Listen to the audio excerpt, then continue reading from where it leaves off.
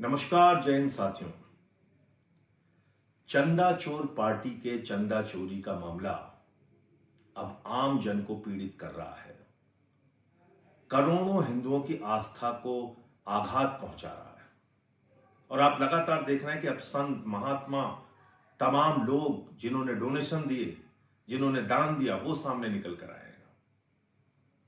और कल तो यहां तक हो गया कि अयोध्या के अधिवक्ता संघ ने कहा कि चंपत राव का, गोपाल राव का, अनिल मिश्रा का चंदा चोरी में जो आरोपी पकड़े गए हैं उनका कोई केस नहीं लड़ेगा, इनका सामाजिक बहिष्कार किया जाएगा। उन्होंने अल्टीमेटम दिया चंदा चोर पार्टी को कि 3 दिन के अंदर चंपत राय, गोपाल राव और अनिल मिश्रा से अयोध्या खाली करा दो, इनको अयोध्या से बाहर करो, वरना पूरा अयोध्या जाम कर देंगे। ये अधिवक्ता संघ ने कहा है। इसका मतलब इनका सामाजिक बहिष्कार शुरू हो गया है। लोग अब अयोध्या में ऐसे चोरों को नहीं चाहते। लेकिन ये जो चोर बैठाए गए थे, ये किसके द्वारा बैठाए गए थे? देश के प्रधानमंत्री नरेंद्र मोदी के द्वारा बैठाए गए थे, पीएमओ के द्वारा बैठाए गए थे। उसकी जांच कौन कर रहा है? सीएमओ के द्वारा बनाई गई एसआईटी।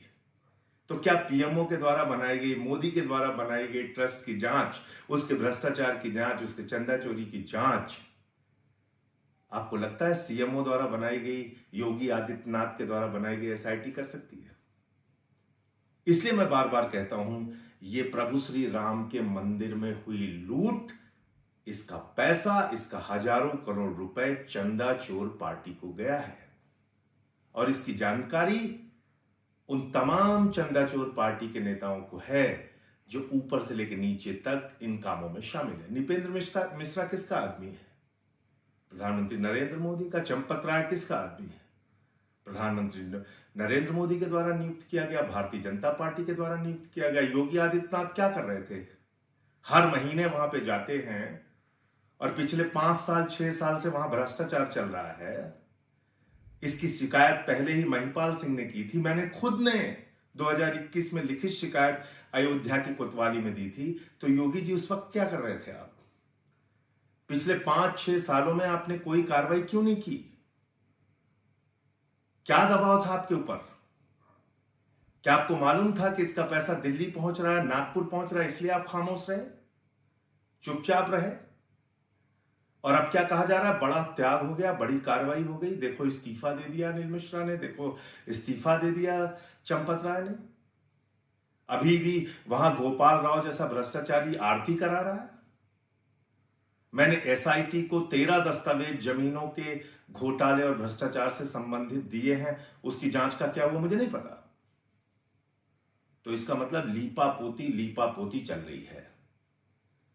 यह प्रभु श्री राम का मंदिर लूट के विधायकों और सांसदों को लूटने का चंदा चोर पार्टी भारतीय जनता पार्टी ने खेल रचा है पूरे हिंदुस्तान के अंदर।